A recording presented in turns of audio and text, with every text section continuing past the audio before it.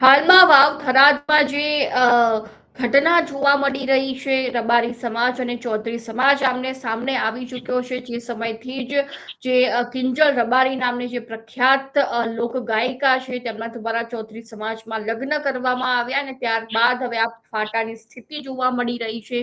દરરોજ અવનવા બંને સમાજના આગેવાનો દ્વારા નિવેદનો સામે આવી રહ્યા છે. આરોપ પ્રત્યારોપનો દોર ચાલી રહ્યો છે અને તે વચ્ચે બીજી બાજુ જો વાત કરવામાં આવે તો સ્થાનિક સ્વરાજ્યની ચૂંટણી પર ટૂંક સમયમાં આવી રહી છે. તો શું તેની અસર જે આ વિગ્રહ જોવા મળી રહ્યો છે બંને સમાજો વચ્ચે, જે આરોપ પ્રત્યારોપનો દોર ચાલી રહ્યો છે તેની અસર સ્થાનિક સ્વરાજ્યની ચૂંટણીમાં પડશે કે કેમ, સ્થાનિક કક્ષાએ કેવી સ્થિતિ જોવા મળી રહી છે તે જ અંગે ચર્ચા કરવી છે ત્યાંના સ્થાનિક પત્રકાર થાનાજી રાજપૂત પાસેથી. જી થાનાજી, સ્વાગત છે આપનું ક્રાંતિમાં.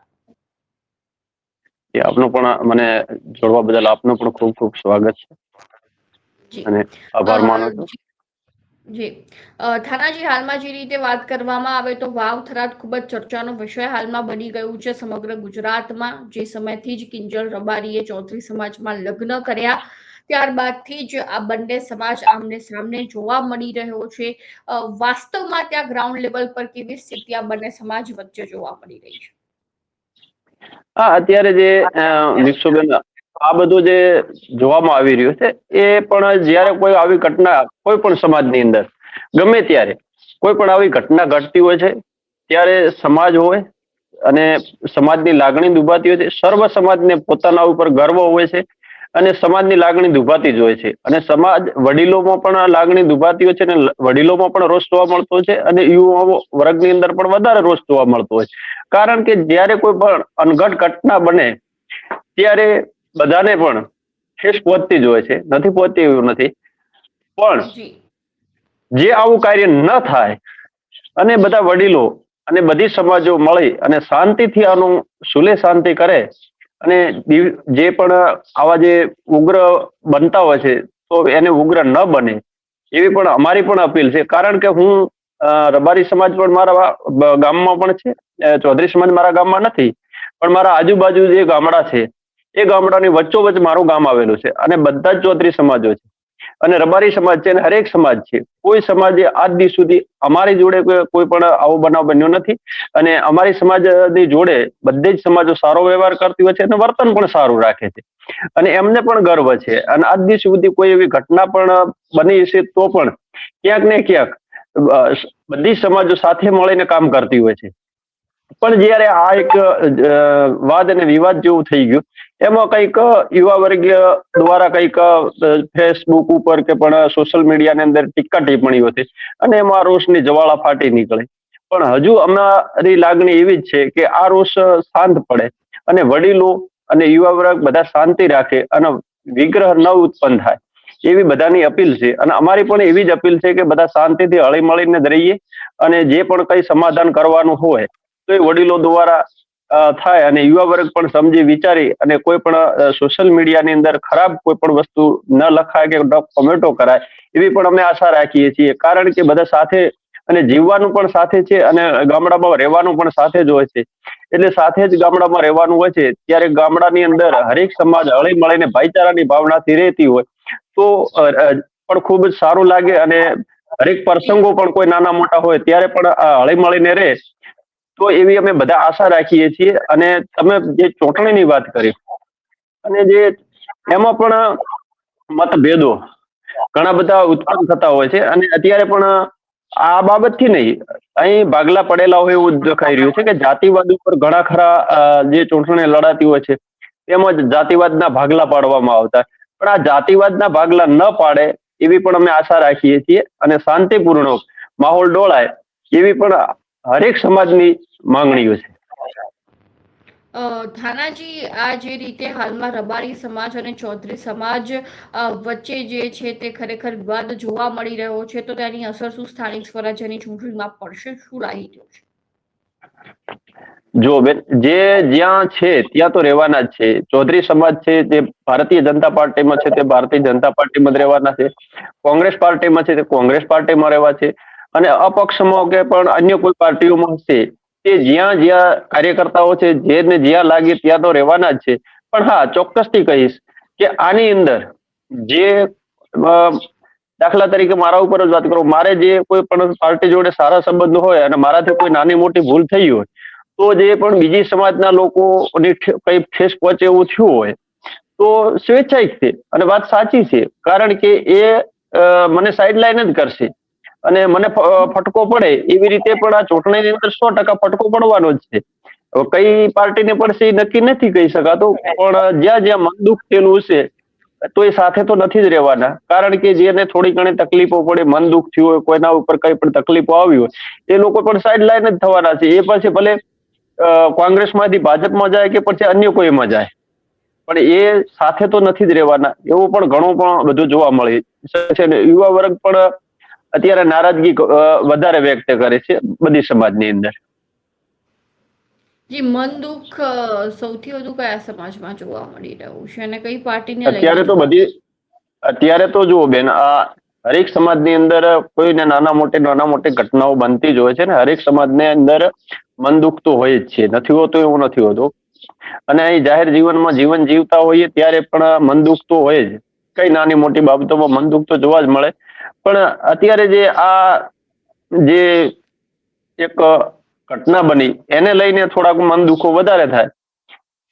એટલે ચૌધરી સમાજને પણ થાય, રબારી સમાજને થાય અને બીજી અન્ય સમાજોમાં પણ મન દુઃખ થાય. એ વાત સ્વેચ્છાઈ ને સાચી વાત છે.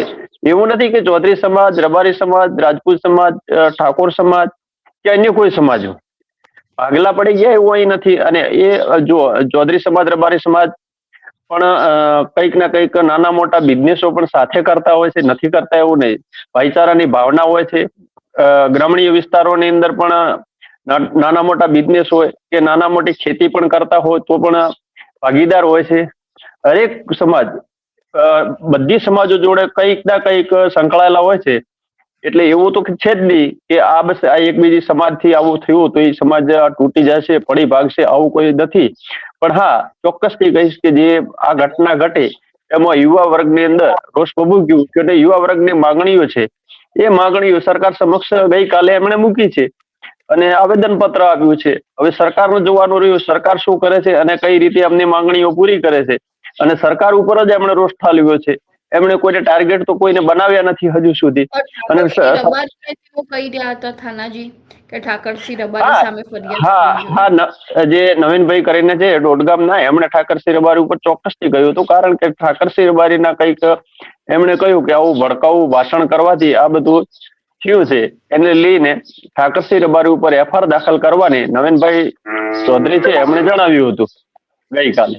એ હવે જોવાનું રહ્યું સરકાર શું કરે છે અને કોના ઉપર શું એક્શન લે છે અને કઈ રીતની એક્શન લેવામાં આવે છે. થાણાજી, તમને શું લાગે છે ઠાકરસિંહ રબારી સામે ફરિયાદ થશે? જો બેન, આ સરકાર છે, આ સરકારની અંદર ફરિયાદ થઈ પણ શકે અને ન પણ થઈ શકે અને સુલે શાંતિ પણ થઈ શકે. કારણ કે વડીલો અંદર આવે અને વડીલો અંદર આવી અને સમજૂતી કરે અને જે એમની માંગો છે એ માંગો પૂરી થતી હોય તો પછી વાત જ ક્યાં આવે છે, તો પ્રશ્ન આખો સોલ્વ થતો હોય છે. જી થાનાજી, બીજી બાજુ વાત કરવામાં આવે તો હાલમાં એવી પણ ચર્ચા છે કે જે વિધાનસભાના અધ્યક્ષ અને થરાદના ધારાસભ્ય શંકર ચૌધરીને ક્યાંક ને ક્યાંક ડેમેજ કરવા માટે આ સમગ્ર રણનીતિ ઘડવામાં આવી છે. શું લાગી રહ્યું છે આપ? જો આ બેન તમે વાત કરી છે બરોબર, પણ શંકર ચૌધરીને ડેમેજ કરવાની વાત કરતા હોત કોઈ પણ વ્યક્તિ તો એ વાત અશક્ય છે. કારણ કે જે કોઈ પણ એવું દેખાતું નથી કે શંકર ચૌધરીને ડેમેજ કરી શકે. કારણ કે જે અત્યારે શંકર ચૌધરી હરેક વિસ્તારની અંદર, અમારા મત વિસ્તારની અંદર, હું રાજપૂત છું, એ ચૌધરી છે બરોબર, અને હું ચોક્કસથી કહીશ કે આજ દી સુધી કોઈ પણ એવી ઘટના ઘટી નથી કે શંકર ચૌધરીને ડેમેજ કરવા પડે. અને બાકી રહ્યું કે અત્યારે જે જનતા છે એ વિકાસની તરફ જોતી હોય છે. અને થરાદ શહેરની અંદર જે થરાદ આજથી 15 થી 20 વર્ષ પહેલા થરાદની પરિસ્થિતિ શું હતી અને અત્યારની પરિસ્થિતિ શું છે એ જોતા વિકાસના કાર્યો પણ થઈ રહ્યા છે. અને હા, વિપક્ષ અને વિરોધ પક્ષ છે એ કંઈક ના કંઈક નાની મોટી ભૂલો કાઢતા જ આવતા હોય છે, એટલે એમાં તો કોઈ વાત જ નથી આવતી ડેમેજ કરવાની. બાકી પછી શંકરભાઈના કિસ્મત આગળ શું થવાનું છે એ. પણ અત્યારે તો કોઈ પણ ભારતીય જનતા પાર્ટીના કાર્યકર્તાઓ પણ મજબૂતીથી કામ કરતા હોય છે, અને એ લોકો પણ કામ સારા કરે છે, અને બધી રીતે કામગીરી થતી હોય છે. અને અમે નરી આંખે દેખતા હોઈએ છીએ, અને અમે પણ જ્યારે જ્યારે ઝીરો ગ્રાઉન્ડ ઉપર જઈએ છીએ ત્યારે પણ અમને બધી કોરથી સારા એમના પ્રતિભાવને સારું કાર્ય દેખાતું હોય છે. એટલે અમે કઈ રીતે કહી શકીએ કે એમને ડેમેજ કરવામાં આ બધું થઈ ગયું છે. એટલે આવું હજુ સુધી અમે કોઈ જાણ્યું નથી અને સાંભળ્યું પણ નથી. સોશિયલ મીડિયામાં ઠીક છે, કોઈકને મન દુઃખ હશે તો કોઈક કોમેન્ટો કરતા, પોસ્ટો કરતા હોય, પણ એના ઉપરથી કોઈ ફરક પડતો હોય એવું લાગતું નથી મને. થાનાજી, બીજી બાજુ વાત કરવામાં આવે તો એક જ સમાજમાં બે ભાગલાની સ્થિતિ હાલમાં ત્યાં વાવથરામાં જોવા મળી રહી છે. ચોક્કસથી એક જ સમાજમાં, એટલે એવું નથી કે કોઈ પણ જેટલી સમાજો વસવાટ કરે છે, હરેક સમાજમાં ઠાકોર સમાજ છે, રાજપૂત સમાજ છે, દરબાર સમાજ છે, રબારી સમાજ છે, ચૌધરી સમાજ છે, દલિત સમાજ છે, તો સાહેબ ચોક્કસથી બધી સમાજોની અંદર ભાગલા તો છે જ. કારણ કે જે કોંગ્રેસ પક્ષમાં બેઠા છે તે પક્ષ પોતાનું સાચવીને બેઠા છે, ભાજપમાં જે બેઠા છે તે પણ ભાજપમાં જ છે. એમાંથી કઈ થોડા ઘણા આમ થશે, થોડા ઘણા આમ થશે. અને ઠાકોર સમાજમાં પણ એક બાજુ જ્ઞાનીબેન છે, એક બાજુ સ્વરૂપભાઈ છે, તો એ ચોક્કસથી વિભાજન થાય છે. પણ હવે આવનારા જે ચૂંટણી છે ત્યારે જોવાનું રહ્યું કે આવનારી ચૂંટણીની અંદર ચૂંટણી કેવો રંગ લાવે છે. બાકી અત્યારે ભાગલા તો ચોક્કસથી કહીશ કે બધી સમાજોની અંદર ભાગલા છે, નથી એવું નથી. હરેક સમાજની અંદર ભાગલા છે, અને અહીંથી અહીં કોઈ ભાજપમાં જતા હોય, ભાજપમાંથી કોંગ્રેસમાં આવતા, આમ આદમી પાર્ટીમાં જતા હોય. પણ અત્યારે તો બે પાસા મજબૂત છે. ભારતીય જનતા પાર્ટી સખત મજબૂત છે, અને કોંગ્રેસ છે એ પણ મજબૂતી માટે પ્રયત્નો કરી રહી છે. જી થાનાજી, ધન્યવાદ આપનો માહિતી આપવા બદલ.